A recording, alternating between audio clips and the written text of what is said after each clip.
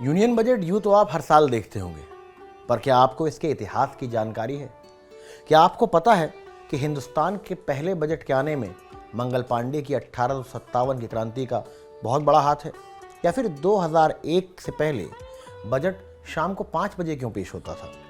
कौन सा budget black budget कहा जाता है और कौन सा ऐसा बजट है जिसने देश की दिशा और दशा दोनों को बदल कर रख दिया? नहीं पता? तो कहीं मत जाइए और सुनिए हमारे साथ कहानी बजट की। सन 1857 की क्रांति ने ब्रिटिश हुकूमत की हिंदुस्तान में कमर तोड़ दी थी। इस क्रांति को काबू करने के लिए अंग्रेजों ने पानी की तरह पैसा बहाया और अंत में क्रांति तो संभल गई, लेकिन खजाने खाली हो चुके थे। ब्रिटिश हुकूमत अब हिंदुस्तान में कोई शांति की स्थापना करने तो आई नहीं थी। उसका तो मकसद साफ था, पैसे कमाना।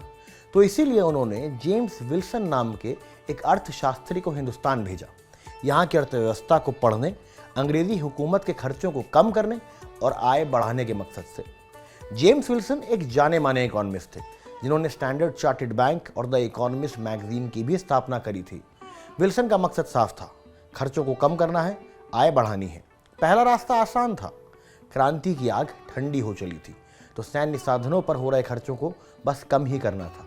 पर आय उस दौरान ज़्यादातर लैंड रेवेन्यू से ही आती थी और उससे आय एक स्तर तक ही बढ़ पा रही थी। तभी जेम्स विल्सन ने अपना पहला बजट पेश किया और उसमें एक नए कर की घोषणा कर डाली, आयकर, यानी कि इनकम टैक्स। तब से लेकर आज तक जब भी कोई वित्त मंत्री अपनी बजट स्पीच के लिए खड़ा होता है तो पूरे हिंदुस्तान की नज़रें आयकर में होने या ना होने वाले बदलाव पर होती है। ये तो बात हुई परतंत्र भारत की। अब बात करते हैं स्वतंत्र भारत की। स्वतंत्र भारत में पहली बार बजट पेश हुआ नवंबर 26, 1947 को, जो तब के वित्त मंत्री आर षणमुगम चेट्टी के द्वारा पेश हुआ था। यह बजट एक इंटरिम बजट था जो 1948 मार्च तक ही लागू होना था। देश आज़ाद ही हुआ था और एक आज़ाद देश को सबसे ज़्यादा ज़रूरत होती है खुद को सुरक्षित करने की, और यही वजह है कि 197 करोड़ के खर्चों में आधे से ज़्यादा खर्चे यानी 92 करोड़ खर्च किया गया डिफेंस पर।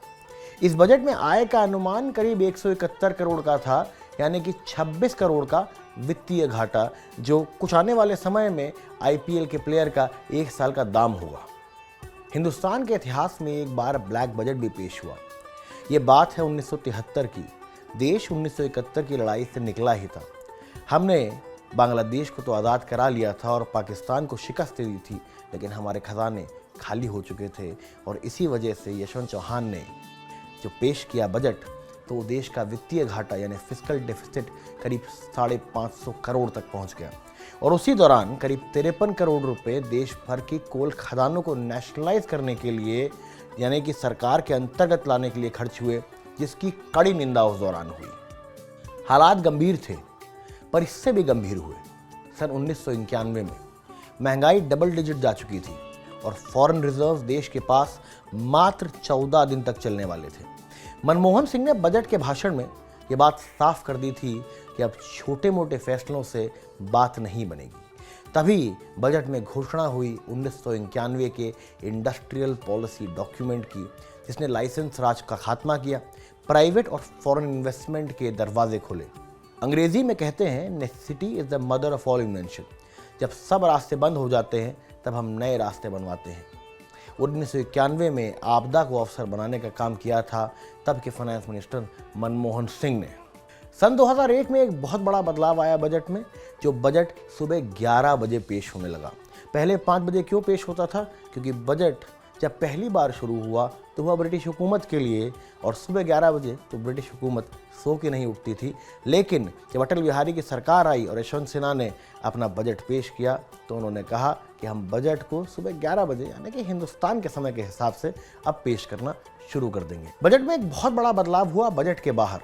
सन 2017 से पहले इनडायरेक्ट टैक्सेस के सारे बदलाव बजट में ही हुआ करते थे, इसलिए एक बिग एनुअल इवेंट माना जाता था।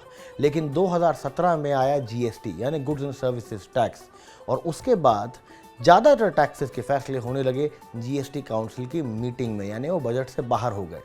उसके बाद बात आती है पीएलआई स्कीम्स की।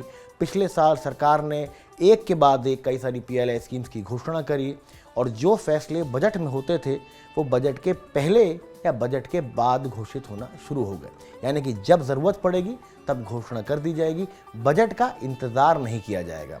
और तभी से बिग बजट अनाउंसमेंट से बजट एक बिग विजन अनाउंसमेंट बन चुका है। और अब देखना यह है कि क्या निर्मला सीतारमण इस साल इस देश को एक बिग विजन अनाउंसमेंट दे पाएंगी, और क्या पिछले साल के विजन पे वो खरी उतरी हैं या नहीं, ये तो वक्त ही बताएगा। लेकिन वक्त रहने से पहले अगर ऐसे वीडियोस और देखने हैं तो इस चैनल को सब्सक्राइब करें और लगातार ऐसे वीडियोस का मज़ा उठाएं।